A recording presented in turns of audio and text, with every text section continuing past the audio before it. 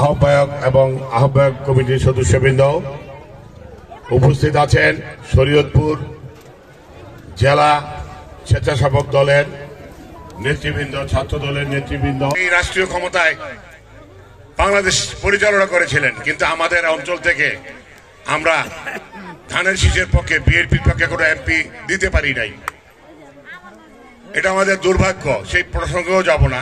আরো আছেন সাংবাদিক ভাইরা, প্রিয় ভাইরা আমার, আপনারা দীর্ঘক্ষণ যাবত এখানে বসে আছেন। আমরা আপনাদের বেশি সময় নেব না, শুধু দু একটি কথা বলবো। সেটা হচ্ছে মিয়া নুরুদ্দিন অপু খালেদা জিয়ার স্নেহস্পদ সন্তান তুল্য,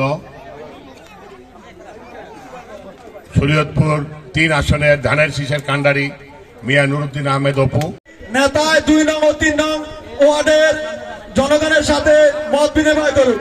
সুতরাং তার পিছনে পিছনে এসে কেউ ভিড় না জমায়। সংগ্রামী সাথী ও বন্ধুগণ, ইতিমধ্যে আমাদের নেতা আমাদের মাঝে এসে আপনারা দোয়া করবেন। আমরা একটা শান্তিময় আমরা একটা উন্নয়নের শরীয়তপুর বানাবো। আমরা সামাজিক বৈষম্যগুলো দূর করব। আপনাদের প্রিয় নেতা জনাব তারেক রহমান সাহেব আমাকে আমার পরিবারের কাছে পাঠিয়েছে, আমাকে বলেছে তুমি তোমার পরিবারের কাছে যাও, তোমার পরিবারের মধ্যে যে বিসংবাদ, যে পার্থক্যগুলো আছে, মতভেদগুলো আছে, যে একের সাথে অন্যের যে দ্বন্দ্বগুলো আছে, তুমি সেগুলা নিরসন করার জন্য কাজ করার চেষ্টা করো।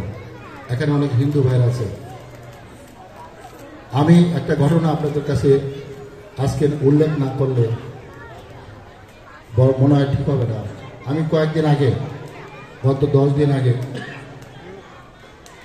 আমার প্রোগ্রাম ছিল